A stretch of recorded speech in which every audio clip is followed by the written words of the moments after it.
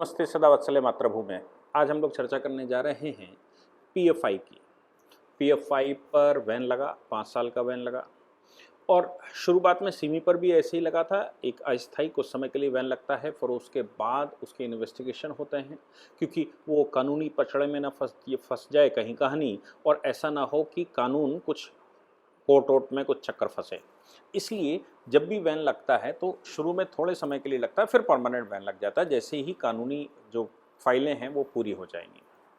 लेकिन मेरे से एक सवाल बहुत लोग कई एक चैनलों पर, खासतौर से एक चैनल पर मैं बैठा था और पीएफआई की ही बात चल रही थी, तो एक राष्ट्रवादी व्यक्ति, क्योंकि इस तरह की बातें तो राष्ट्रवादी लोग ही कहते हैं, तरीका चाहे जैसा हो और मंशा एटलीस्ट अच्छी होती, तो बड़े गुस्से में बोले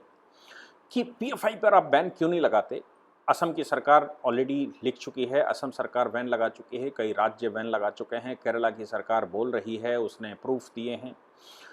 बहुत सारे प्रूफ हमारे पास हैं, रिकमेंडेशन, हमारे तमाम तरह के कमीशंस की रिकमेंडेशन है कि पीएफआई पर बैन लगाइए।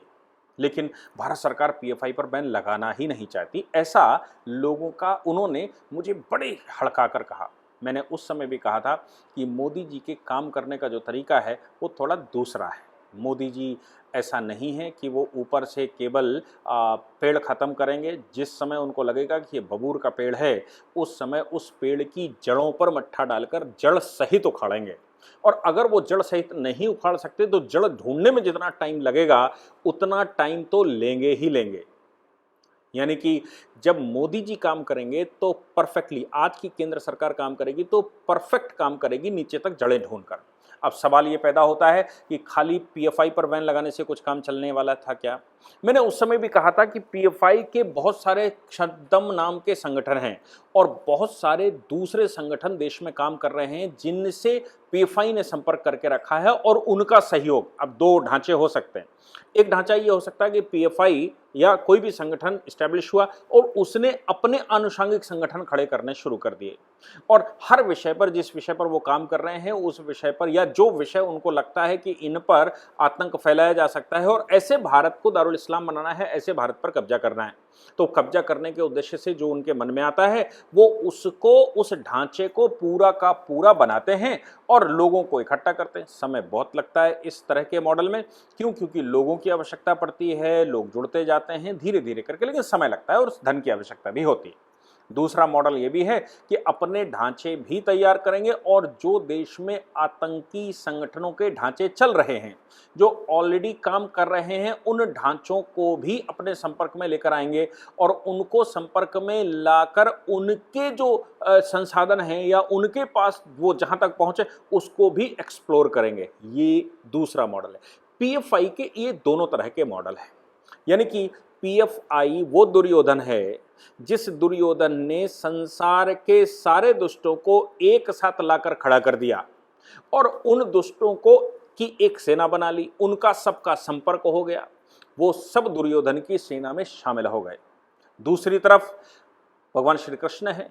जो अर्जुन के माध्यम से या भगवान की भगवत कृपा से अर्जुन के माध्यम से या पांडवों के माध्यम से उनका सबका नरसंहार करेंगे। ये बात वैसी ही बैठती है कि पीएफआई ने देश के जितने प्रकार के आतंकी संगठन थे और जहां जहां से भी उनकी फंडिंग होती थी, मदद होती थी, जो उनके पास लोग थे, चाहे वो जमातों के लोग हों, चाहे वो ईदगाहों के लोग हों, चाहे वो मस्जिदों के लोग हों, चाहे वो किसी और धार्मिक संस्था के लोग हों, चाहे वो सेकुलर नाम से अपना मॉडल चला रहे हों, लेकिन उन सभी की एक बात जो कॉमन थी वो ये थी कि उनका सबका संपर्क पीएफआई से था और पीएफआई को लगता था कि हम एक साथ, जो मॉडल 2047 उन्होंने बनाया था कि इन संगठनों को साथ में मिलाकर हम 2047 कर लेंगे और हिंदुस्तान को एक साथ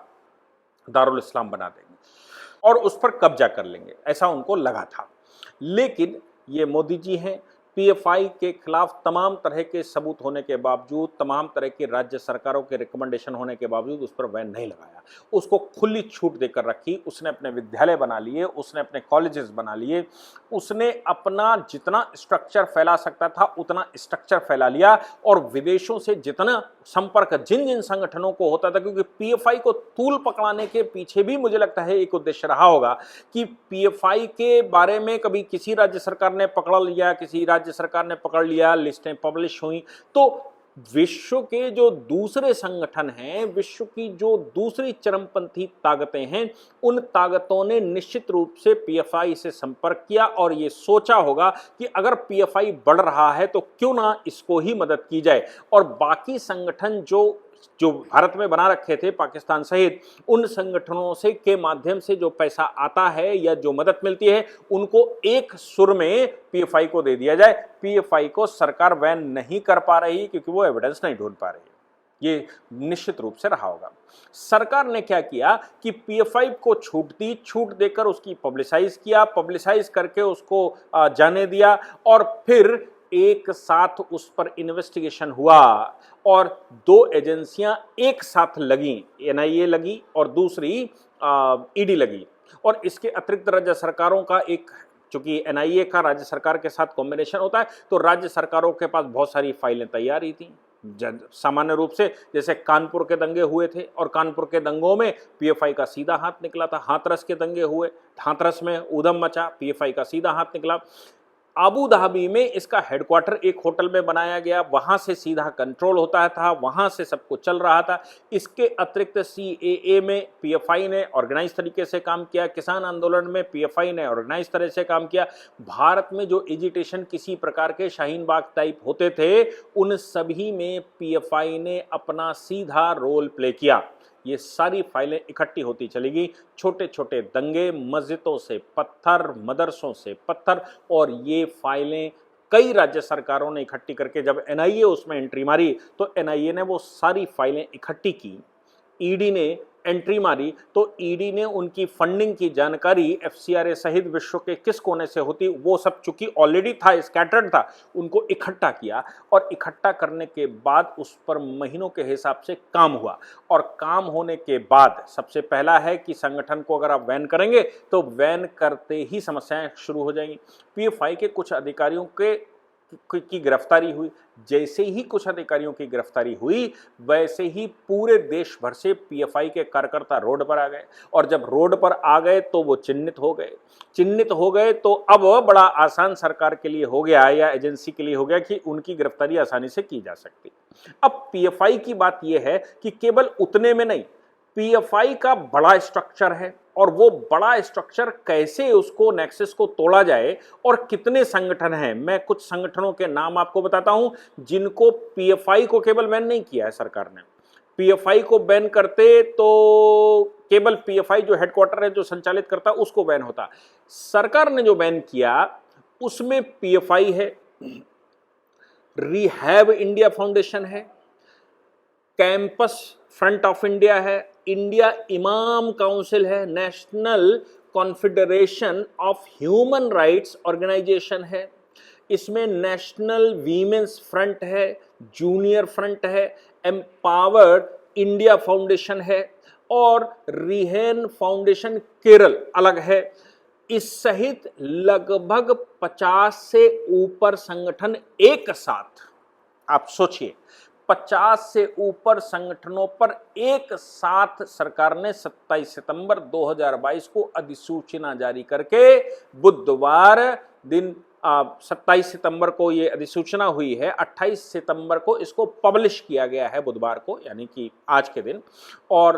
कल उस पर बैन लगा था 27 तारीख को। और ऐसे करके फिर इस गजट का, और इसको गजट किया गया बाकायदा, और कहा गया सोसाइटी रजिस्ट्रेशन एक्ट के तहत इनके जितने भी रजिस्ट्रेशन है, सभी रजिस्ट्रेशनों को जब्त किया जाता है। एनआईए और वो सब काम कर ही रहे हैं, यानी कि ऑर्गेनाइजेशनल स्ट्रक्चर पूरा भंग कर दिया, इनके अकाउंट सारे सीज कर दिए। इससे जुड़ी हुई जितनी संस्थाएं और अग्रणी संगठन थे, संबद्ध संस्थाएं हैं, सहयोगी संगठन हैं, इन सबको एक साथ लपेटे में ले लिया। यानी कि देश भर में पिछले 75 वर्ष में जितनी ऑर्गेनाइजेशनें इस विषय पर काम कर रही थीं और वो खड़ी हो गई थीं, चाहे वो एजुकेशन के मामले में खड़ी हो गई हों, स्टूडेंट्स के मामले में खड़ी हो गई हों या किसी अन्य मामले में खड़ी हो गई हों, उन सभी को एक साथ सरकार ने अपने अर्दम में लिया और लेते हुए उन सब पर बैन किया। और इस की खास बात यह है, जो एक्स्ट्रा ऑर्डिनरी गजट हुआ है,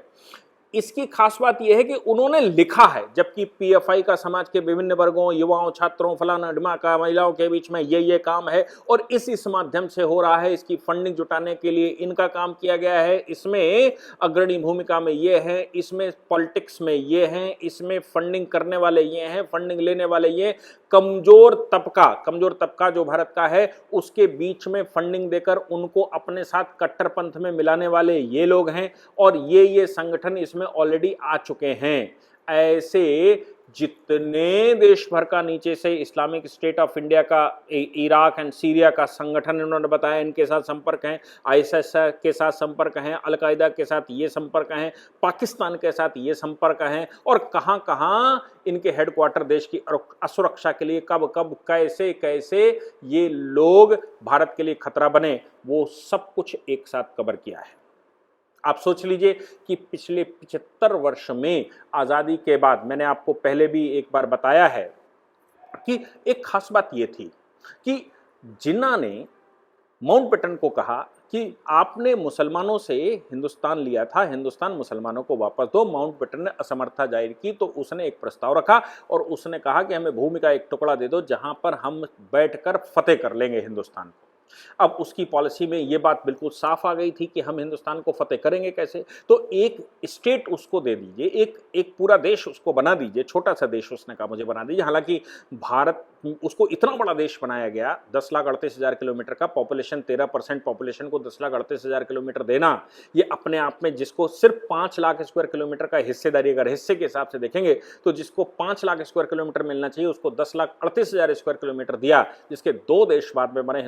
पाकिस्तान और बांग्लादेश। तो आप सोच लीजिए कि फिर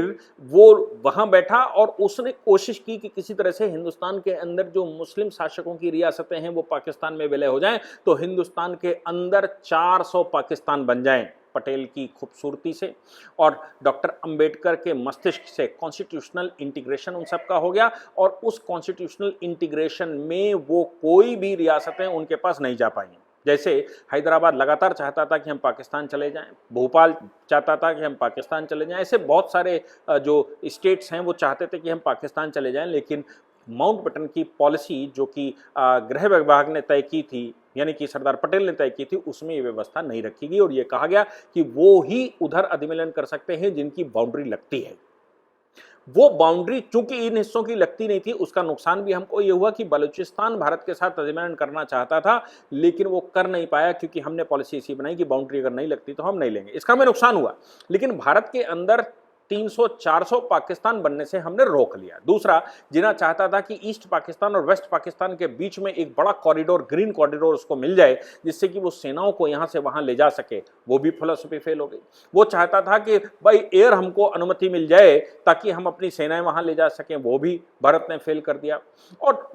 ये ध्यान में रखते हुए जब ये सब अंदर का फेल हो गया तो उसने कहा कि राजाओं को ये अधिकार, वो प्लीबिसाइड करवाए, वो राजाओं को ये अधिकार दिया जाए कि वो अधिमिलन कर लें, लेकिन पॉलिसी की वजह से राजाओं ने अधिमिलन या सुल्तानों ने या नवाबों का अधिमिलन भारत के साथ हो गया। पाकिस्तान के साथ भी हमारे राजस्थान की कुछ रियासतें चली गईं जो भारत में आना चाहती थी लेकिन उन्होंने अरगलाया परगलाया, वो हिंदू रियासतें थी जो वहां चली गई। लेकिन पाकिस्तान ने सबसे पहला काम यह किया कि 1947 में ही जम्मू कश्मीर पर हमला कर दिया, क्योंकि जिन्ना हिंदुस्तान को फतेह करना चाहता था उसने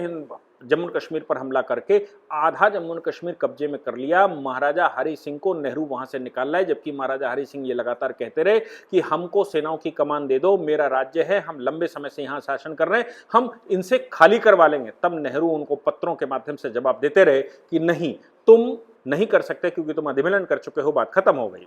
यही नेहरू ने बाद में शेख अब्दुल्ला को सेपरेट लीडर की तरह खड़ा किया, जिसने हरि सिंह को अधिकार ना दिया हो, उन्होंने पूरे अधिकार शेख अब्दुल्ला को दे दिए और परिणाम हमने देखे। और उसके बाद उसने 65 का युद्ध बिना किसी कारण के कर दिया, क्योंकि 62 का युद्ध हम हार गए थे, तो उसको लगा कि 65 में अब हिंदुस्तान कमजोर है, तो पाकिस्तान सरकार ने हम पर हमला कर दिया। जिन्ना की पॉलिसी को, जिन्ना तो मर गया था, लेकिन जिन्ना की पॉलिसी को इंप्लीमेंट करने के लिए ऐसा किया गया। मैंने ये भी आपको कई बार बताया कि हिंदुस्तान में वो लोग रोके गए जो जाकिर हुसैन जैसे लोग थे, जिनके वंशज आज भी सलमान खुर्शीद के रूप में बैठे हुए हैं, जिनके जाकिर हुसैन के 5 भाई पाकिस्तान चले गए, 2 भाई यहाँ रहे, जो एक जामिया मिलिया का वाइस चांसलर बना, एक एएमयू का वाइस चांसलर बना, बाद में वो राष्ट्रपति बने, और उधर जो 5 भाई गए उनमें से एक कश्मीर अफेयर्स का मिनिस्टर बना, और एक भतीजा उनका ज्वाइंट सेना का स्टाफ ज्वाइंट वो बना, और उसने हमला भारत पर किया। आप सोच लीजिए कि एक तरफ ये बैठे थे, एक तरफ वो बैठे थे, और इसके अतिरिक्त जो मुस्लिम लीग के लोग थे उनको पाकिस्तान चले जाना चाहिए था, वो कॉन्स्टिट्यूशन असेंबली में बैठे रहे, ऐसे 30 लोग बैठे थे लगभग। उन्होंने वो ही करवाया, भारत के संविधान को सेकुलर बनाना, भारत के संविधान को कैसे कमजोर किया जाए, भारत के संविधान में कैसे हिंदू राष्ट्र ना बने, ये सब उन्होंने रोल प्ले करने के बाद धीरे धीरे करके वो लारी जैसे लोग पाकिस्तान चले गए। इसके बाद उसने अप्रत्यक्ष युद्ध छेड़ा, और ये स्ट्रक्चर उसने तब से बनाकर, पाकिस्तान के सहयोग से ये स्ट्रक्चर भारत में बनाकर रखा गया था, क्योंकि जिन्ना की पॉलिसी ये थी कि हिंदुस्तान को हम फतेह करेंगे और इसमें हम इस्लामिक शासन स्थापित करेंगे, हिंदुस्तान पूरा पाकिस्तान बनेगा, और ये पाकिस्तान हिंदुस्तान में रोके गए लोगों के द्वारा बनेगा। इसलिए शरारत की गई नेहरू लिया का समझौते के रूप में जानबूझकर, और यहां पर लोगों को रोक लिया गया, वहां पर भी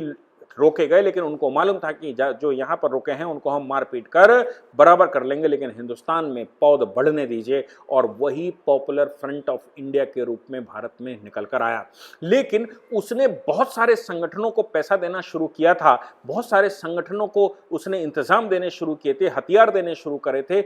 इलीगल इन्फिल्ट्रेशन भारत में किया गया था, जिसको हमारी सरकारें आसानी से देखती रहीं, उनका कभी ध्यान नहीं गया। जब पॉपुलर फ्रंट ऑफ इंडिया की बात मोदी सरकार के सामने आई तो मोदी सरकार ने एफसीआरए के कानून लागू कर दिए, मोदी सरकार ने बाहर से फंडिंग बंद कर दी, भारत में जितनी इस प्रकार की सोसाइटियां चल रही थी उनसे सबसे कहा कि आप हमें इसका हिसाब दीजिए, तो हजारों हजार संख्या में वो सोसाइटियां बंद करनी पड़ी, वो सब ब्लॉक कर दी। अब ये कुछ बड़ी सोसाइटियां थी जो चल रही थी, जिनका नेटवर्क था, उस पूरे नेटवर्क को जब तक ना पकड़ा जाए, तो आप एक संगठन को अगर पकड़ लेंगे तो एक संगठन से काम चलने वाला नहीं है। इसलिए सरकार ने यह तय किया कि हम इसमें अंदर तक घुसेंगे, और सारे संगठन, जितने प्रकार के आतंकी संगठन यहां काम करते हैं, और उसका हेड के रूप में पीएफआई ने जो नेटवर्किंग बना कर रखी है, उस पूरे नेटवर्क को एक साथ पकड़ेंगे, कैप्चर करेंगे। और पूरे नेटवर्क को जब जिस समय आया तो पिछले 4-5 दिन में ही तड़ातड़ ये गिरफ्तारियां देश के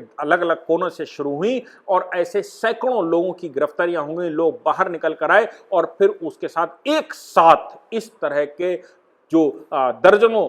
संगठन हैं, उन सभी संगठनों को बैन कर दिया गया। अब उन संगठनों के अकाउंट सारे सीज कर दिए गए, सारे फ्रीज कर दिए गए, और उनके लोग अब गिरफ्तार किए जा रहे हैं। इसका मतलब यह हो जाता है कि इनमें से अगर कोई भी बाहर निकल कर आता है और रोड पर उतरता है तो वो आतंकी ही माना जाएगा, इन संगठनों का सपोर्ट करने के लिए आता है।